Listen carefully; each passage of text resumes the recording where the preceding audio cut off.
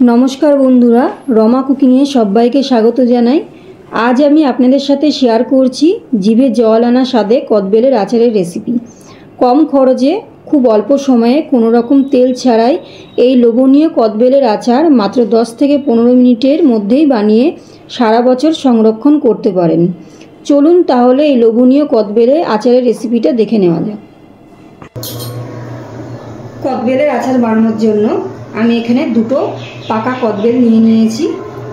এই কদবেলটাকে ভালো করে উপরটা ধুয়ে নিয়েছি। এবার কদবেলটা ফাটিয়ে নেব।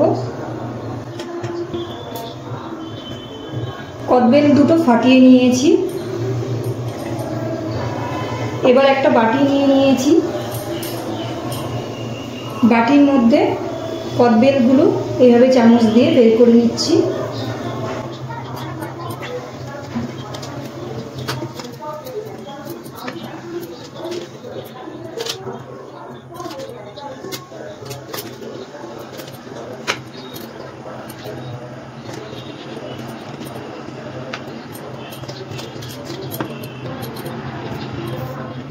এবার কদবেলটা চামচ দিয়ে এরকম ভাবে ম্যাশ করে নেব। আপনারা চাইলে হাত দিয়েও ভালো করে মেখে নিতে পারেন।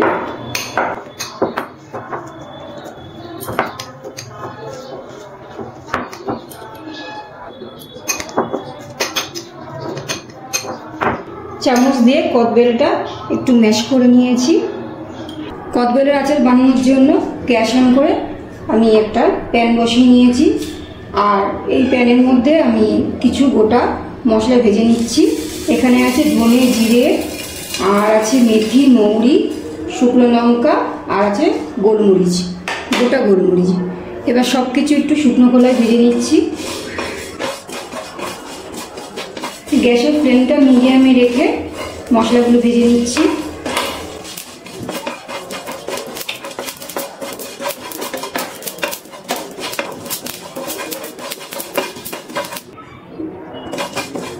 গোটা মশলাগুলো ভাজা হয়ে গেছে।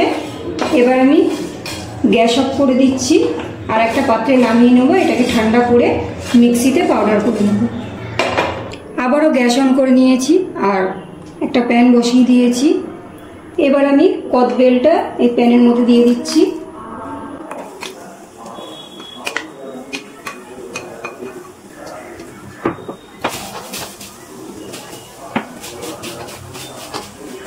কদবেলটা দেওয়ার সাথে সাথে দিয়ে দিচ্ছি এখানে পরিমাণ মতো গুড়।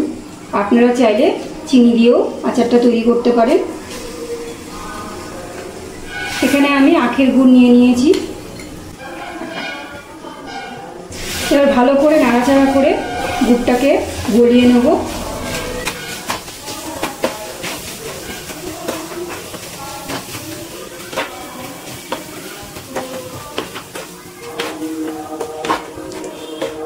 গ্যাসের ফ্লেমটা একদম লোতে রেখে গুড়টাকে গলিয়ে কদবেলের সাথে মিলিয়ে নিচ্ছি।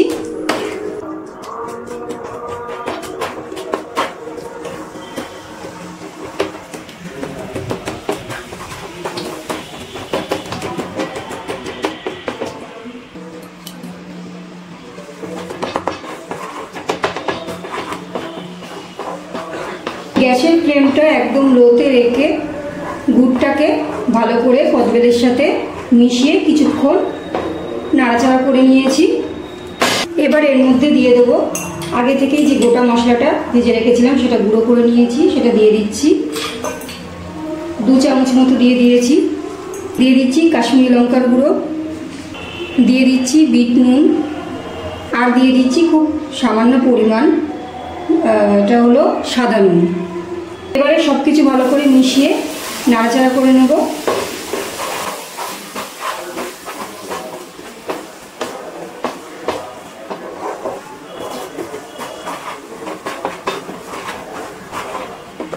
গ্যাসের ফ্লেমটা লোতে রেখে সব মশলা ভালো করে কদবেলের সাথে মিশিয়ে নিয়েছি। সব মশলা মিশিয়ে কিছুক্ষণ ধরে একটু নাড়াচাড়া করে নিয়েছি। এবার সবার শেষে এর মধ্যে দিয়ে দিচ্ছি ভিনিগার। আপনারা যদি আচারটা বেশ কিছুদিন ধরে ঘরে সংরক্ষণ করে রাখতে চান তাহলে ভিনিগারটা দিয়ে একটু নাড়াচাড়া করে নেবেন।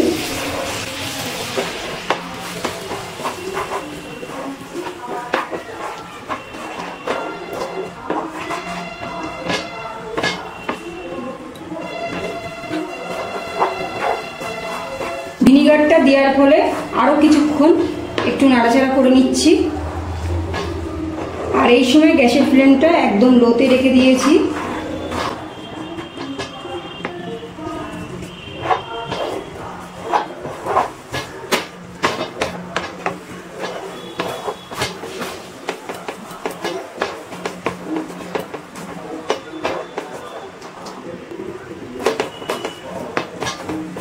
কদবেলের আচারটা আমাদের কিন্তু একদম তৈরি হয়ে গেছে। আর আচারটা একদম নামানোর আগে আপনারা একটু নুন আর মিষ্টিটা একটু খেয়ে দেখে নেবেন। এবার আমি গ্যাসটা অফ করে দিচ্ছি, ঠান্ডা করে পরিবেশন করে নেব। তৈরি হয়ে গেল টকঝাল মিষ্টি স্বাদের কদবেলের লোভনীয় আচার। এই আচারটা আপনারা এয়ারটাইট কোনো জারে রোদে দেওয়ার ঝামেলা ছাড়াই সংরক্ষণ করতে পারেন সারা বছর ধরে। আচারের রেসিপিটি কেমন লাগলো কমেন্ট করে জানাবেন। রেসিপিটি একটুও ভালো লাগলে লাইক দিতে ভুলবেন না। আর আমার চ্যানেলে নতুন বন্ধু হয়ে থাকলে চ্যানেলটিকে সাবস্ক্রাইব করার অনুরোধ রইল। সবাই ভালো থাকবেন, সুস্থ থাকবেন। ধন্যবাদ।